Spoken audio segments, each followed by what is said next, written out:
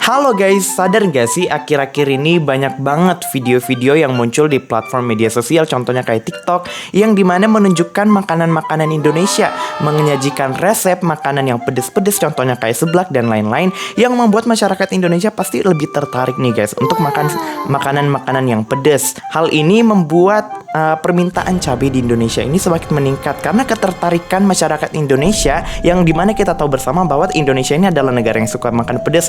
Hampir sekitar 90% masyarakat yang suka makan pedas karena emang rasanya yang emang nagih. Dan kalau kita tahu bersama, cabai ini mengandung banyak manfaat, contohnya seperti melancarkan peredaran darah, menguatkan kesehatan jantung, nadi, saraf, meningkatkan semangat, dan masih banyak lagi. Namun, pada faktanya, produksi cabai di Indonesia itu semakin menurun, sehingga cabai di Indonesia itu harganya sudah sangat tinggi, dan cabai di Indonesia itu mengalami kelangkaan di beberapa wilayah di Indonesia.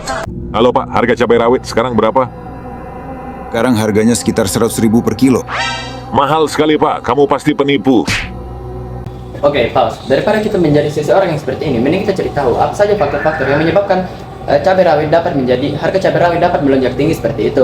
Jadi faktor yang pertama adalah masyarakat Indonesia sendiri. Kenapa masyarakat Indonesia itu sendiri? Karena masyarakat Indonesia adalah masyarakat yang cinta akan cita rasa yang pedas. Nah, hal ini sendiri menyebabkan banyaknya permintaan untuk membeli cabai rawit yang banyak, yang menyebabkan kenaikan harga. Mengapa demikian? Karena permintaan yang dikeluarkan lebih banyak daripada jumlah penghasilan yang dapat dihasilkan oleh para petani. Yang kedua adalah pertanian cabai. Pertanian cabai dapat berdampak karena lahan pertaniannya sangat terbatas, dan juga iklim cuaca yang tidak mendukung menyebabkan banyaknya kegagalan panen pada saat memanen cabai rawit. Faktornya nih guys, yaitu curah hujan yang sangat kita ketahui bersama bahwa ternyata cabai ini tumbuh di daerah yang panas. Nah, dari faktor kelangkaan cabai ini guys menimbulkan berbagai dampak loh. Contohnya pendapatan petani yang tidak stabil. Kok bisa? Ini dikarenakan produksi cabai di pasar meningkat sehingga para petani membutuhkan banyak biaya untuk mengelola kembali cabai. Dan dampak yang kedua yaitu menambah beban para konsumen. Ini dikarenakan pemasukan cabai di pasar yang terbatas sehingga mempengaruhi harga cabai di pasar meningkat, dan ini dapat juga mempengaruhi biaya kehidupan untuk para konsumen, terutama bagi para konsumen yang menggunakan cabai untuk bahan makanan utama. Selanjutnya adalah harga cabai yang mengalami kelangkaan di Indonesia.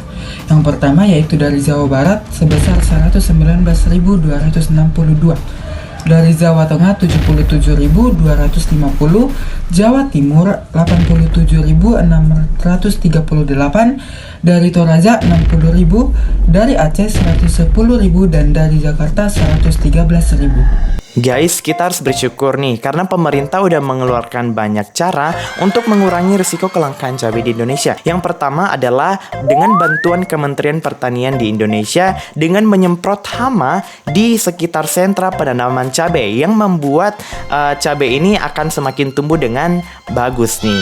Pemerintah juga melakukan penyebaran cabai dari daerah surplus atau daerah yang produksi cabainya tinggi ke daerah yang minus cabai, dan tempat yang minus cabai ini pun dilihat dari segi curah hujannya tidak terlalu tinggi. Selanjutnya adalah program BUMD antara lain cabenisasi.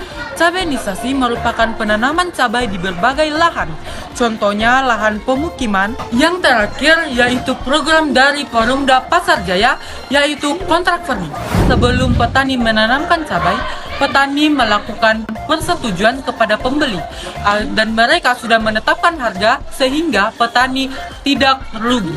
Nah, kemudian kita juga ada punya saran untuk pemerintah agar kelangkaan cabai ini tidak semakin meningkat. Yang pertama adalah database yang terpercaya. Jadi, setiap pemerintah harus melihat dan harus rinci dalam hal mengobservasi kelangkaan cabai. Karena akhir-akhir ini di tahun 2022, cabai ini sebenarnya masih tergolong belum terlalu langka, namun peningkatan harga udah menyebar di seluruh provinsi. Dan pemerintah juga harus berpikir komprehensif di tata niaga untuk ketersediaan nasional. Jadi pemerintah harus berpikir secara dengan detail di seluruh provinsi agar ketersediaan cabai ini juga dapat menyesuaikan dengan permintaannya. Kemudian dibutuhkan juga edukasi kepada para petani tentang bagaimana menanam cabai yang sesungguhnya, bagaimana cara membuat cabai tidak langka, dan melihat dan menyesuaikan dengan iklim itu diperlukan untuk ketersediaan cabai yang semakin meningkat. Dan juga edukasi kepada para masyarakat nih guys, contohnya kayak cabainisasi yang udah dilakukan sebenarnya, namun